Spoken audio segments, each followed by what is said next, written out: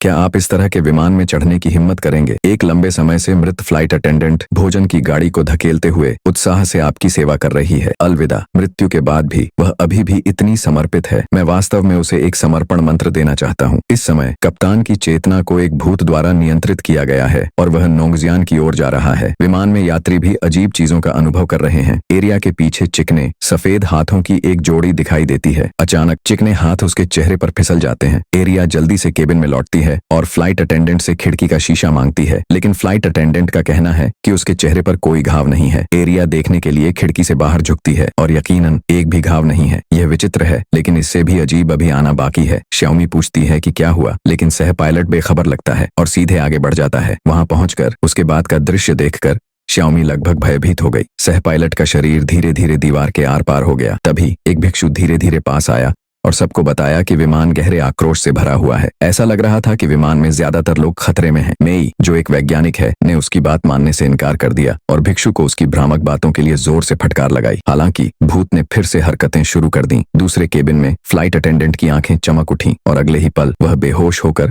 जमीन पर गिर पड़ी। आसपास के यात्रियों में भी असामान्यता के लक्षण दिखाई देने लगे। वे सभी बेकाबू होकर चीखने चिल्लाने लगे, यहाँ तक कि जमीन पर ही कठिन योगासन भी करने लगे। आहवेई ने श्याओमी को बताया कि केबिन में दबाव बढ़ रहा है और उसे सांस लेने के लिए ऑक्सीजन मास्क पहनना होगा। जब श्याओमी ऑक्सीजन मास्क पहने केबिन में पहुंची तो उसने सभी यात्रियों को बेहोश पाया। एक जीर्ण शीर्ण डाइनिंग कार्ट को एक ऐसे व्यक्ति ने ले लिया था जो बहुत पहले मर चुका था। फ्लाइट अटेंडेंट, जो वर्षों से मृत थी, को बाहर निकाला गया। भूत अभी भी अपने काम में व्यस्त थी। श्याओमी ने उसे तुरंत पहचान लिया। उसके सामने वाला भूत उसकी सहकर्मी थी जो पिछली विमान दुर्घटना में मर चुकी थी। ऐसा लग रहा था कि यह वही विमान था जो दुर्घटनाग्रस्त हुआ था। श्याओमी ने सभी यात्रियों को प्रथम श्रेणी में पहुंचाया, जहां अस्थायी ऑक्सीजन उपलब्ध थी। यात्रियों को धीरे धीरे होश आया, लेकिन विमान में अफरा तफरी मची हुई थी। हर कोई भूत से भयभीत था। तभी एक भयानक आवाज फिर से गूंजी। श्याओमी का नाम पुकारते हुए उसे भाग्य को स्वीकार करने के लिए मजबूर किया। सभी को इस सब के लिए श्याओमी पर शक था और वे उससे पूछ रहे थे कि उसने वास्तव में क्या किया है और वे भूत उन्हें क्यों निशाना बना रहे हैं। उनकी पूछताछ के दौरान विमान का सच सामने आया। जब उसने अपनी इंटर्नशिप शुरू की थी तो इस विमान में एक अलौकिक घटना घटी थी। पूरा विमान अपना दिमाग खो बैठा था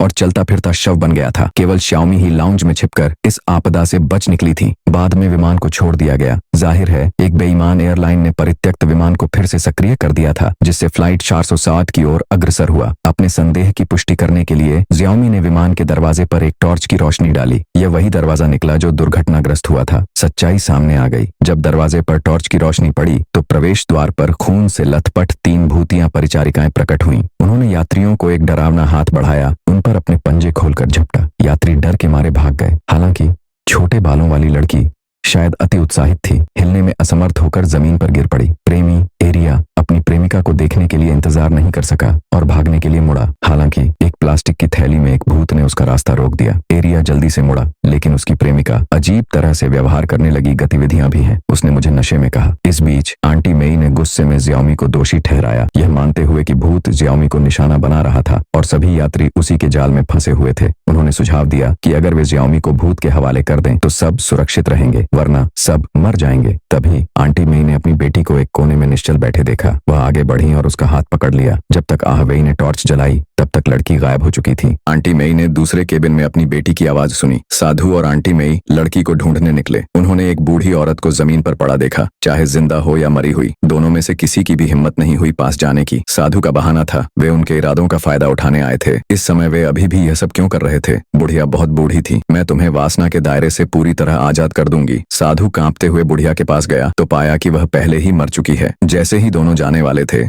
वह अचानक होश में आई और उन पर झपट्टी। आंटी मेई को घेर लिया। आंटी मेई की मदद के लिए पुकार सुनकर साधु इतना डर गया कि वह केवल अपनी आंखें बंद करके मंत्र पढ़ सका। शायद घबराहट के कारण उसने शब्दों को गलत पढ़ लिया और एक भूत को अपने पास बुला लिया। आह आह, वह भाग गई। आंटी मेई उसका पीछा कर रही थी। उसका परिवार उसकी नजरों में राक्षस बन गया था। जैसे ही वह कुल्हाड़ी नीचे लाने वाली थी, उस आदमी ने एक कांटा उठाया और आंटी मेई की गर्दन पर वार किया, जिससे वह होश में आ गई। उसी क्षण विमान नियंत्रण खो बैठा और लड़खड़ा गया। धड़ हिंसक रूप से हिलने लगा। खाने की गाड़ी को दुर्घटना दुर्घटनाग्रस्त होते देख आंटी मेई ने खुद को अपनी बेटी के सामने फेंक दिया। हालांकि कांटा खाने की गाड़ी से उड़ गया और आंटी मेई के शरीर में घुस गया, जिससे उनकी मौके पर ही मौत हो गई। तभी जियाओमी ने विमान के बारे में सच्चाई बताई। पता चला कि दुर्घटना के दौरान श्याओमी ने अपनी जान बचाने के लिए केबिन का दरवाजा बंद कर दिया था और अपने साथियों को बाहर मरने के लिए छोड़ दिया था। कुछ ने तो आत्महत्या करने की भी सोची, इसीलिए उसने केबिन के दरवाजे का इस्तेमाल करके उन्हें कुचल दिया, जिससे उसमें सवार सभी यात्री मारे गए। केवल श्याओमी ही बच पाई। श्याओमी पछतावे से भर गई। जाहिर है अपने पूर्व साथियों का आक्रोश